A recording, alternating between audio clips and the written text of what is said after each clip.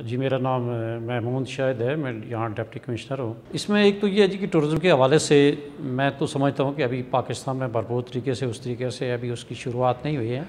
आज़ाद कश्मीर में जो government level पे जो हायर सतह पर जो फ़ैसले होंगे उस पर इंशाल्लाह हम इम्प्लीमेंट करेंगे। सरदस्त चूँकि आज़ाद कश्मीर में टूरिज़्म का कोई अभी तक उसकी ओपनिंग नहीं हुई है, उसमें चूँकि ज़्यादातर लोग हमारे यहाँ, मैं समझता हूँ कि जो टूरिज़्म का जो सबसे मेन फोकस है या हब है वो नीलम वैली है। और नीलम वैली में जब बाहर से लोग आते हैं तो आप जानते हैं कि यहाँ एक ही रास्ता है,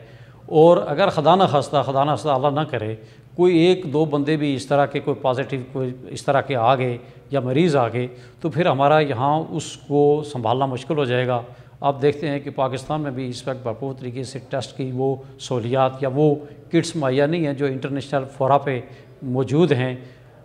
लेकिन मैं समझता हूँ कि फिर इसके बावजूद हुकूमत जो भी फ़ैसला करेगी हम उसको ऑन करेंगे और उसको मेनो ऑन उस पर उसकी जो SOPs हैं उसके मुताबिक उसको कैरी ऑन करेंगे और खुश आमदीद भी कहेंगे। क्योंकि देखिए ये बात ये है कि जो भी SOP होगी उस पर तो हम अमल दरामद पूरा करेंगे। अब जहाँ तक इस चीज़ का ताल्लुक है कि गवर्नमेंट ने फ़ैसला करना है और गवर्नमेंट फ़ैसला करके जो भी डिसीजन देगी उसको हम ऑन करेंगे। जहाँ तक उनके चूल्हे बंद होने का ताल्लुक है, वो जो एहसास कफ़ालत प्रोग्राम है उसमें वो हमने वो तमाम दिहाड़ीदार लोगों को उस पर शामिल किया हुआ है। ख्वाह वो किसी गेस्ट हाउस में दिन के तौर पर वो मजदूरी करते थे, कोई होटल का था सर्विस थी, कोई दुकान अदरवाइज़ काम कर रहे थे, या जो भी उस दिहाड़ीदारी की तारीख में जितने भी लोग थे उनको एहसास कफ़ालत प्रोग्राम के तहत, और जो उससे रिमाइनिंग जो लोग बच गए थे, जो प्राइम मिनिस्टर आज़ाद कश्मीर ने मेहरबानी की है, उनके जो प्रोग्राम था इसी की एक कड़ी है वो भी। उसमें उन लोगों को हमने भरपूर तरीके से जो भी SOP थी, जो उनकी वो रूल्स रेगुलेशन के मुताबिक जो डिसीजन हुकूमत ने किया था उसी के मुताबिक हम उनको 10,000 रुपया दे रहे हैं और उससे भरपूर तरीके से लोग मुस्तफ़ीद हो रहे हैं। उस पर मेरे ख्याल में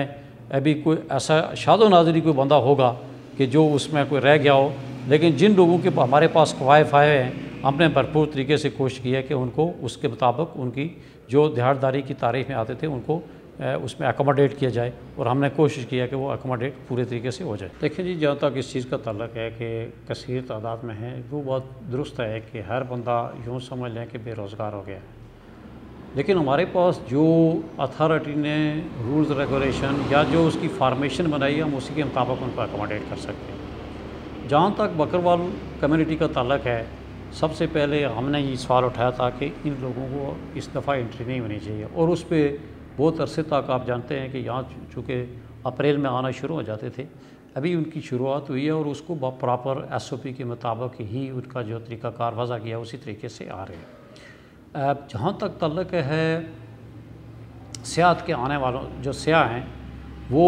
ज़्यादातर उसमें एग्जेजरेशन है। हम डेली बुनियादों पे चेक करते हैं, रेस्ट हाउसेस को चेक करते हैं, होटल्स तो वैसे आप देखते हैं मुकफ़िल हैं, रेस्ट हाउसेस मुकफ़िल हैं। कोई ईद के दिनों में 3-4 गाड़ियाँ आई थी जो किसी ख़ास जगह पे जाके ठहरी थी, उनको नेक्स्ट डे जैसे ही हमें इत्तला मिली हमने उनको निकाल दिया था, और उस वक्त तक ये पाबंदी बरकरार रही जब तक हुकूमत इसके बारे में कोई डिसीजन नहीं ले लेती है। जैसे ही गवर्नमेंट ने कोई डिसीजन लिया, हुकूमत ने डिसीजन लिया, तो हमारे लिए वो काबिल एहतराम है। हम सबको जो SOP होगी उसके मुताबिक उस पर अमल दरामद कराते हुए उनको हम इंटर होने की इजाज़त देंगे, और आगे